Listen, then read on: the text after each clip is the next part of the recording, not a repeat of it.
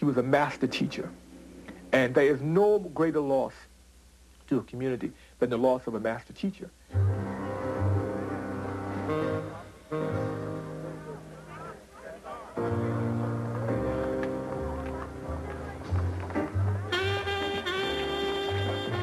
During the next 3 days, 20,000 people endured sub-freezing temperatures to say goodbye to Malcolm X.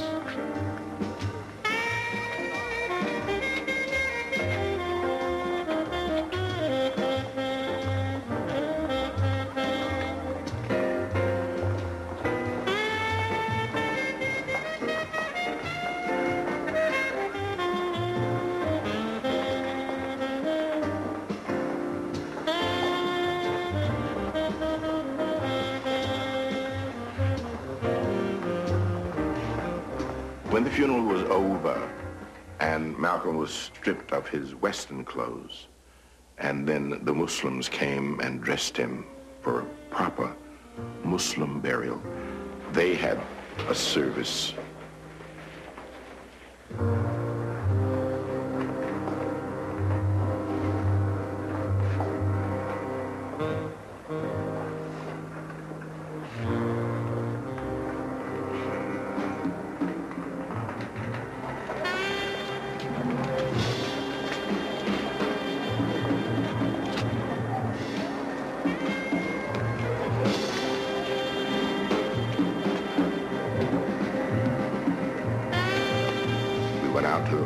The cemetery. And when we got there, you know, the professional grave diggers were standing there with their shovels, but some of the black brothers said, no, we can't let you do that. We dig this grave. You know, we cover this brother with dirt.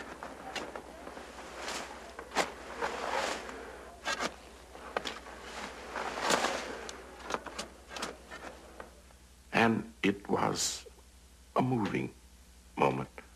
And I was proud at that moment to be black, and proud that my community and people, no matter what had been said by the outside world, said to the brother we loved and respected and admired you. And so we buried him. And there it is.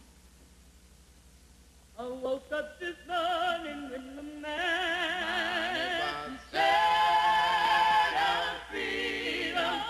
Malcolm X had a far-reaching effect on the civil rights movement. In the South, there had been a long tradition of self-reliance. Malcolm X's ideas now touched that tradition.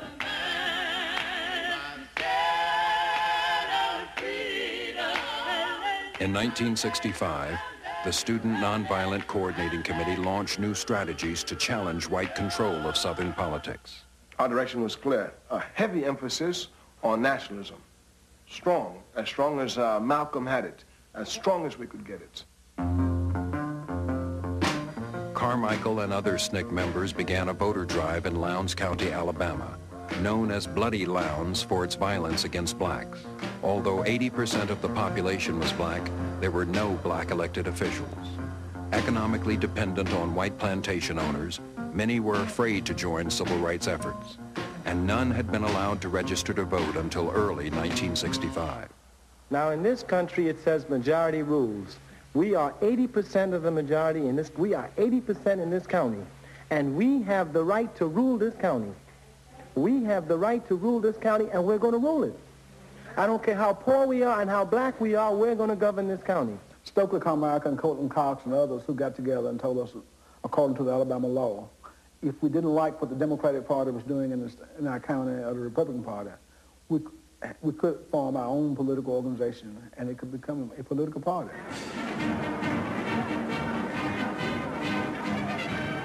George Wallace was then the head of the Alabama Democratic Party. The Democratic Party was racist. Its symbol at that time had a white rooster, and it had the words of white supremacy. That was the official emblem of the Democratic Party of Alabama. So here it would be easy for us to tell our people, hey, look, this party is not for us. We need our own party.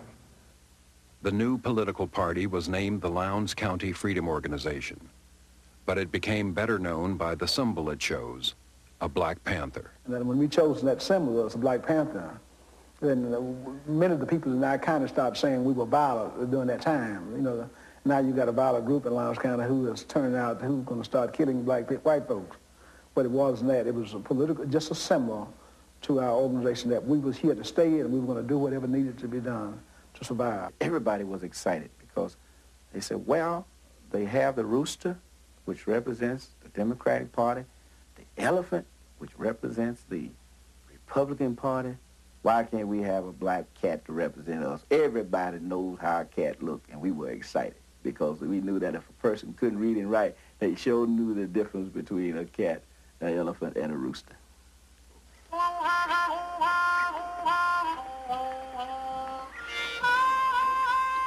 SNCC went door to door and farm to farm, explaining to first-time voters the rules for taking part in the Lowndes County primary. Now, the law says that you can't vote in ours and also vote in the Democratic primary, which has to be held on the same day according to the law.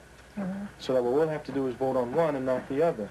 So if you want to vote for our candidates, for sheriff, for tax assessor, tax collector, coroner, and the school board, then you have to vote for us.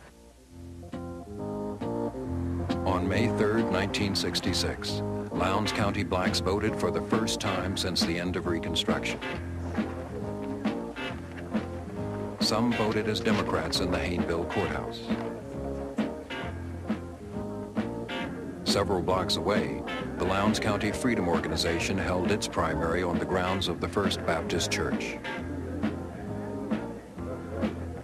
Voters for the Independent Party were introduced to candidates for 7 offices, including sheriff, before casting their ballots.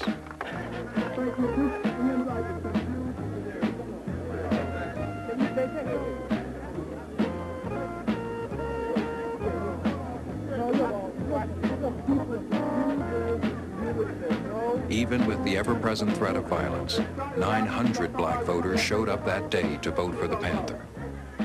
This was the first time that the black people in this county had came together to make choice of their own candidates for public office. It was important also because of the numbers of people that turned out to that election on that day and voted for their candidates and felt that they had done something for themselves to start making changes, the kind of changes they wanted to see happen in the system.